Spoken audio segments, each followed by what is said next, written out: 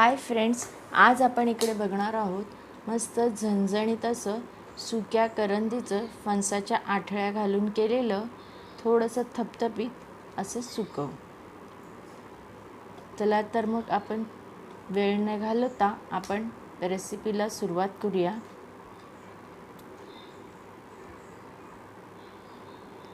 आता मी इथे एक कढई तापत ठेवलेली आहे. त्याच्यामध्ये 4 चमचे तेल घातलेलं आहे. त्याच्यामध्ये 3-4 लसणीच्या पाकळ्या सोलून ठेचून घेतलेल्या आहेत, त्या घातलेल्या आहेत.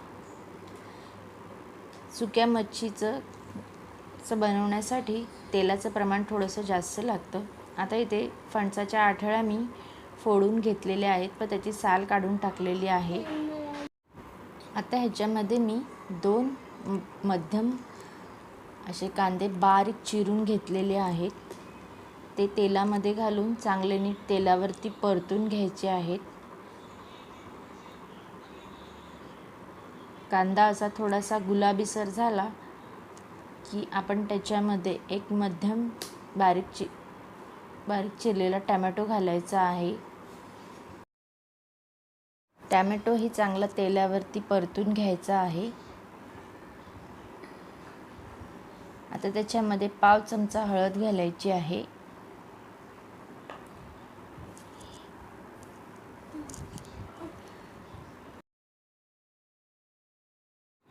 आता त्याच्यामध्ये 1 ते 1.5 चमचा घरगुती मसाला घातलेला आहे. या मसाल्यामध्येच सर्व गरम मसाला वगैरे असल्यामुळे मी ह्याच्यामध्ये आणखीन वरतून दुसरा गरम मसाला घातलेला नाही आहे. मसाला घातल्यावरती छान तेलावर परतून घ्यायचं आहे. आता इथे करंदी मी साफ करून गरम पाण्यामध्ये एक अर्धा तास भिजवण्यासाठी ठेवून दिलेली होती. ती अशा प्रकारे पिळून घ्यायची आहे आणि कढईत टाकायची आहे.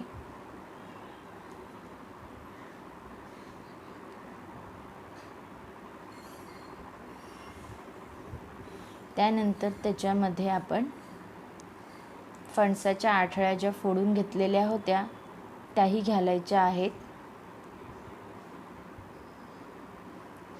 पुन्हा चांगलं नीट मसाल्यामध्ये परतून घ्यायचं आहे.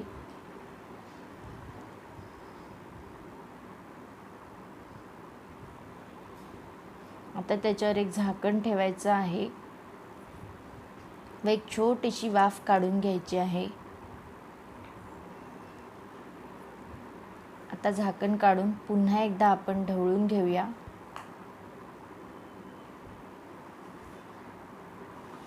आता त्याच्यामध्ये एक अर्धा ग्लास पाणी घालायचं आहे. थोडंसं ढवळायचं आहे. आपण बघू शकता कलर अगदी मस्त आलेला आहे. तर त्याच्यामध्ये चवीनुसार मीठ घालायचं आहे. करंदीला मीठ असतं त्याच्यामुळे त्याच्या अंदाजानुसारच आपण मीठ थोडं कमीच घालायचं आहे. ते 3-4 आमसूलं घेतलेली आहेत, ती घालायची आहेत.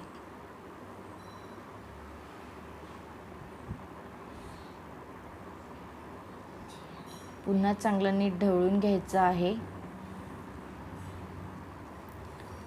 आता त्याच्यावर झाकण ठेवून एक 5 ते 7 मिनिटासाठी शिजवून घ्यायचं आहे.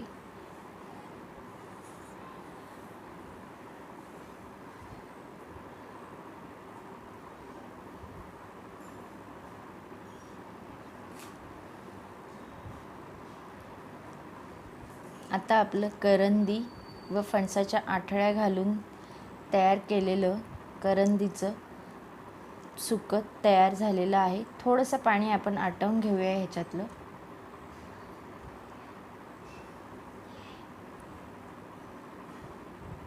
आता आपण प्लेटमध्ये काढून घेऊया. आपण बघू शकता कलरही अगदी मस्त आला आहे आणि सुगंधही अगदी खूप छान येतो आहे. मस्त झणझणीत सुक्या करंदीचं फणसाच्या आठळ्या घालून तयार केलेले भाजी तयार आहे. पुन्हा भेटूया अशाच नवीन रेसिपीसह. तोपर्यंत बाय.